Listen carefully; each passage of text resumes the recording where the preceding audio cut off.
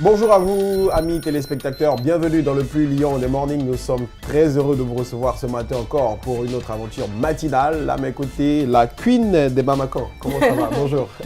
C'est la queen de Bamako, hein? Bonjour. La queen des Keita. Ah, d'accord. Voilà, ça passe là comme ça. Voilà. Comment ça va ce matin? Ça va très bien. Dieu merci, bien réveillé j'espère.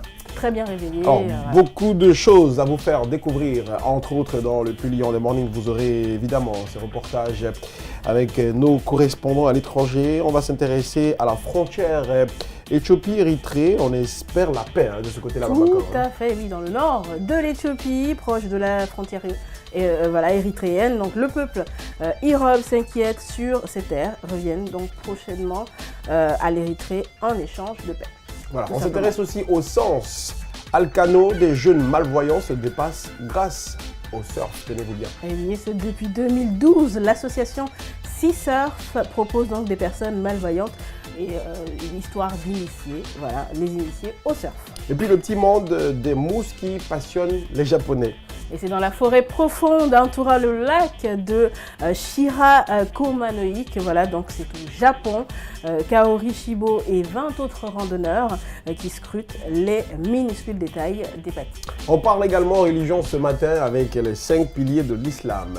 Et on les connaît tous, le pèlerinage annuel à la Mecque, ville sainte de l'ouest de l'Arabie Saoudite, qui est donc l'un des piliers de l'islam. Et puis Aïssatou Ba aussi sera avec nous sur ce plateau pour nous parler dans l'image du jour de l'après AK-47 Kalachnikov.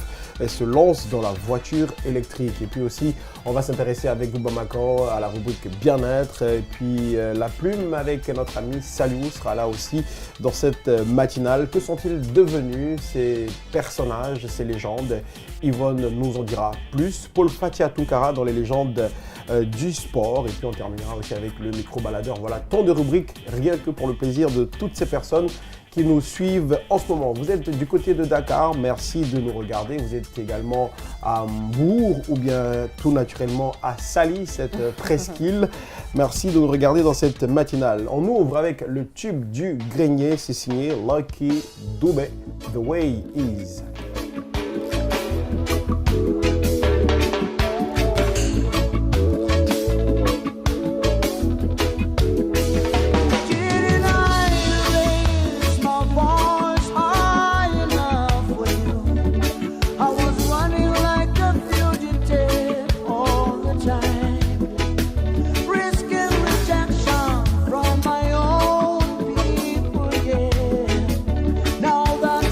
What you want,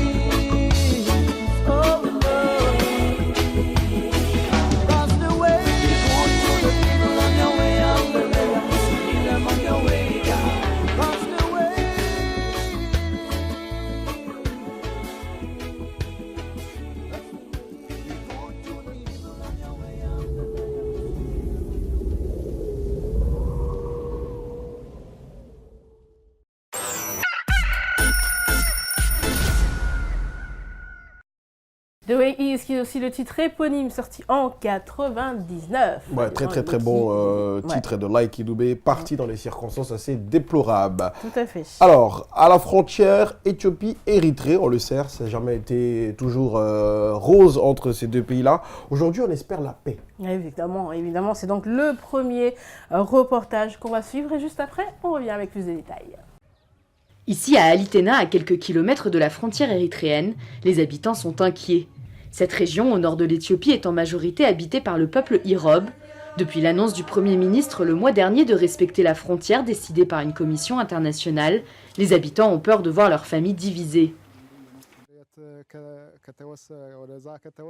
Cette décision va diviser la population. Si des frères sont séparés, ça va poser des problèmes. C'est pas comme ça qu'il y aura la paix.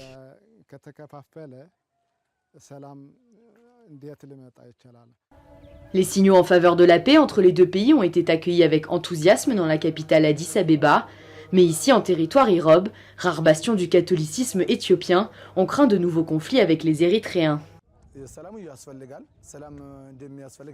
Nous voulons la paix, mais nous pensons que ça peut se faire sans donner des terres.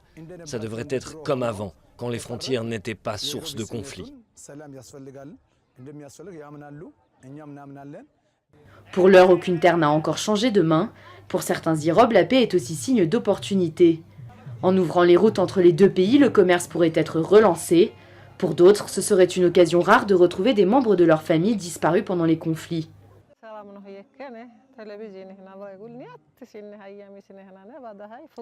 Depuis qu'on a appris la nouvelle, on est collé à notre télévision. Si les deux pays font vraiment la paix, peut-être que mon mari reviendra.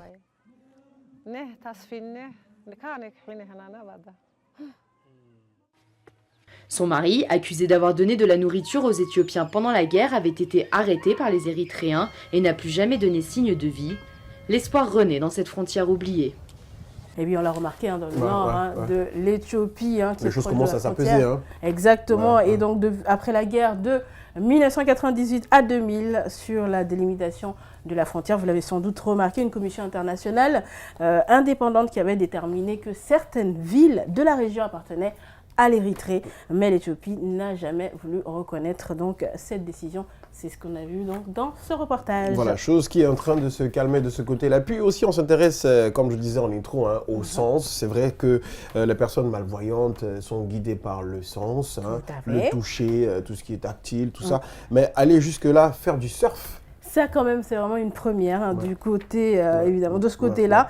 Et depuis 2012, figurez-vous que l'association Sea Surf propose donc à des personnes malvoyantes de les initier au surf le temps d'une journée. Et ils découvrent donc des joies de la glisse à Lacano, voilà, grâce aux bénévoles de Lacano Surf Club, loin de l'isolement que peut provoquer donc ce handicap, justement. Ce qu'on va voir en reportage.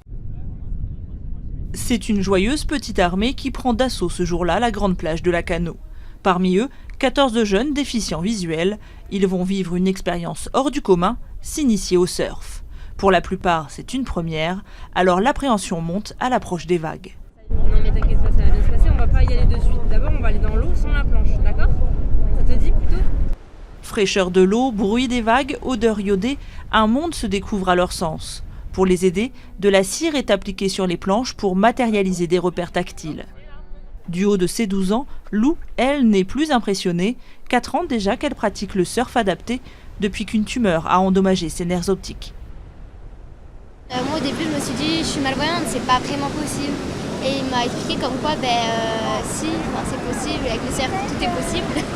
et donc j'ai essayé et maintenant je suis amoureuse du surf.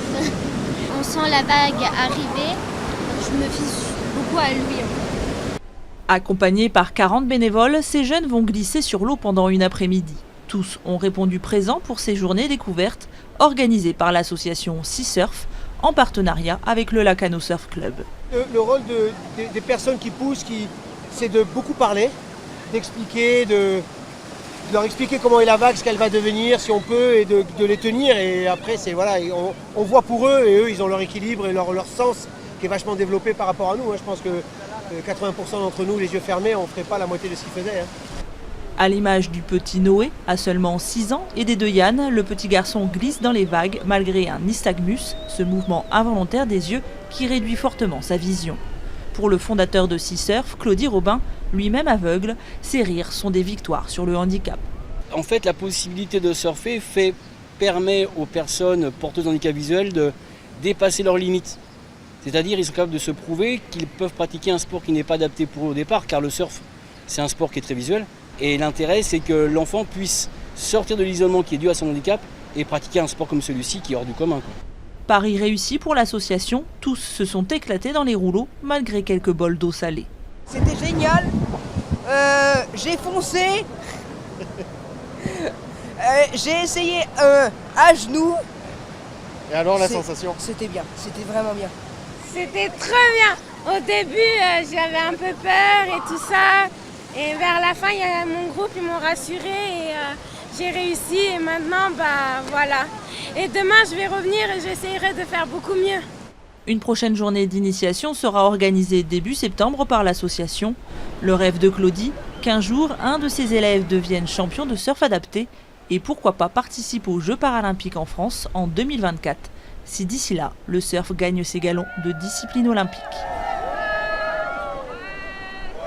Alors ça, c'est vraiment très Voilà, des années d'entraînement. Wow. Hein. Ils sont quand même très forts. Hein. Très très forts. En tout cas, moi je ne m'imagine même pas, moi, avec alors tous mes sens, en train de faire du surf comme pas ça. Du tout. Voilà, d'abord, je ne sais pas nager, c'est compliqué de faire du surf sans savoir nager. Bah oui, c'est très compliqué. Wow. Bon, après, à vous de voir. On va se marquer une pause avec Fadidi dans ce titre Wagigol Ala. Et puis derrière, on poursuit notre série reportage.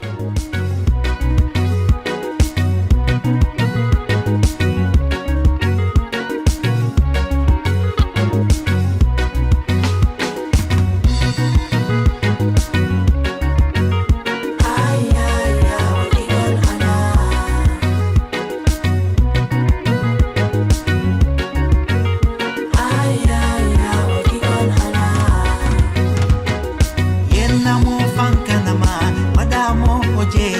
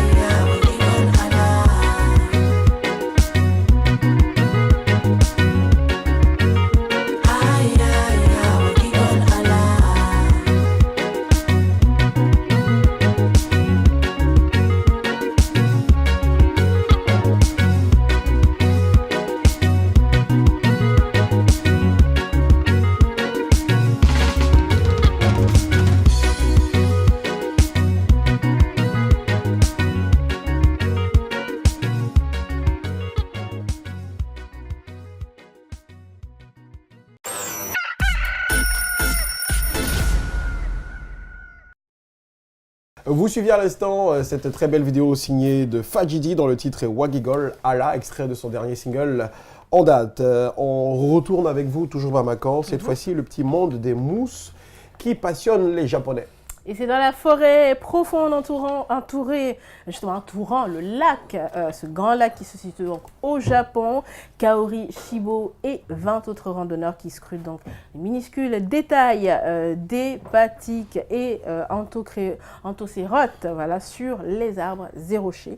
Bien que le boom de la mousse soit relativement nouveau chez les jeunes randonneurs et les amateurs de terrarium, alors les petites plantes qui poussent bien dans le climat humide du Japon ont pendant des siècles enchanté les jardiniers de ce côté. Regardez. Kaori Shibo n'a Dieu que pour elle. Armée de sa loupe et de son carnet, c'est la 8e fois qu'elle participe à un stage d'observation de mousse végétale. Dans cette forêt à 3 heures de route de Tokyo, ils sont une vingtaine à être venus admirer plus de 500 espèces de mousse et un paysage à couper le souffle. Pour moi, la mousse, c'était pas du tout quelque chose sur lequel on s'arrête, mais une fois qu'on a le malheur de mettre le nez dedans, c'est sans fin. Populaire depuis toujours, la mousse symbolise pour beaucoup la rencontre avec le monde du petit, comme une forêt au cœur de la forêt. Quand on se concentre sur le détail, ça donne l'impression de s'immerger dans un monde beaucoup plus vaste. La mousse trouve donc une place de choix dans les jardins traditionnels japonais, reproduction miniature de la nature, invitant à la méditation. La mousse permet par exemple de recréer toutes les nuances de couleurs d'un paysage de montagne. Une popularité que M. Kiyomura a transformée en activité commerciale florissante. En achetant des terrains montagneux couverts de mousse naturelle, il s'est constitué une mine d'or vert. Pas de culture ou d'entretien, il n'a qu'à tendre les bras pour récolter un pactole de plusieurs centaines de milliers d'euros par an. La mousse était là bien avant le début de l'humanité et recouvrira la terre entière après notre disparition. C'est ça qui me fascine.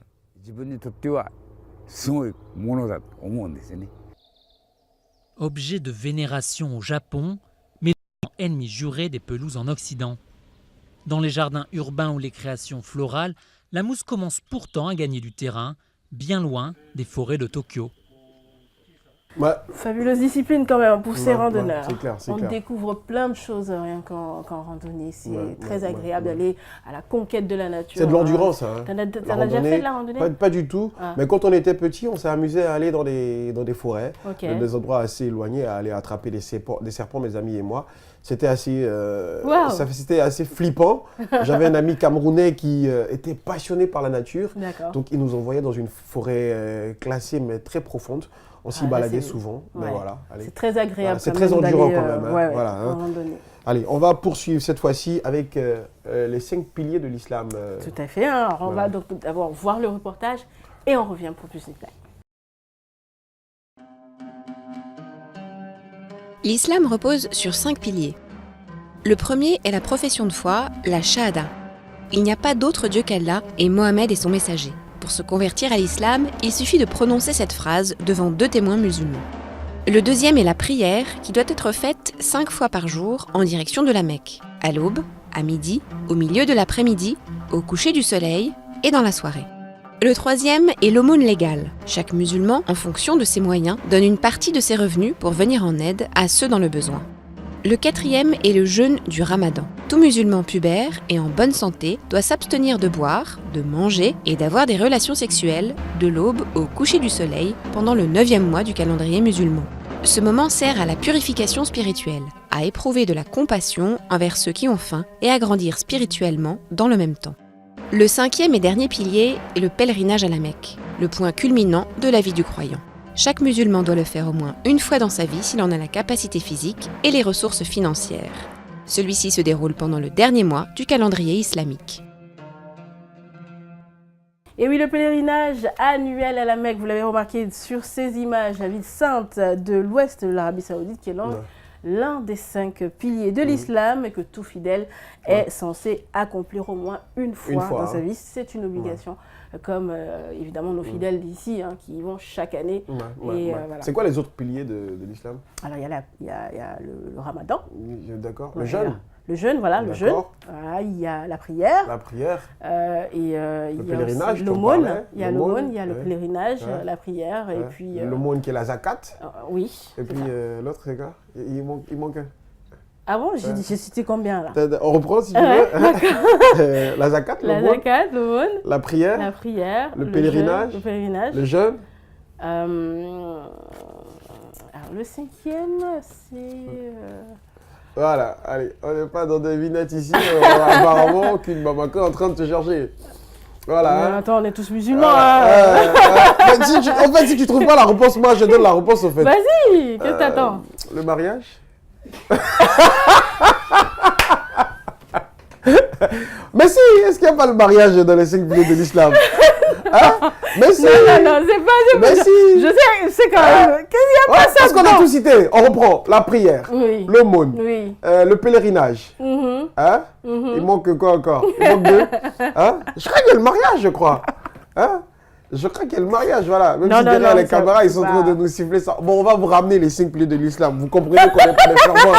Voilà, on a sorti 4. Voilà, si les imams nous suivent maintenant, il n'y a pas de souci. Donnez-nous les bonnes réponses. Le temps pour nous d'aller avec cette belle vidéo de Tiroké, Sidimé, dans le titre Night Day.